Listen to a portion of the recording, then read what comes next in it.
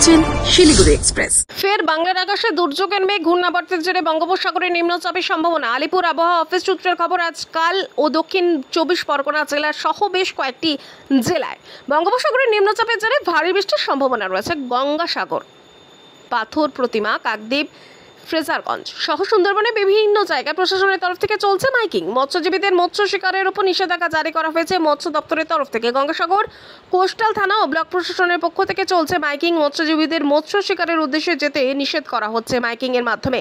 সকাল থেকে বৃষ্টির দেখা না পাওয়া গেলেও কালো মেঘে ঢেকে রয়েছে সুন্দরবনে বিস্তীর্ণ এলাকা।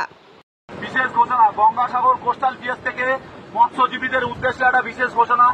আবহাওয়া দপ্তর থেকে জানা গেছে যে 24 তারিখে উড়িষ্যা উপকূলবর্তী ওয়েস্ট বেঙ্গলের সব জায়গায় নিম্নচাপ এবং আবহাওয়া খারাপ হওয়ার জন্য মৎস্যজীবীরা যাতে সমুদ্রে না যায় তার জন্য নিষেধাজ্ঞা।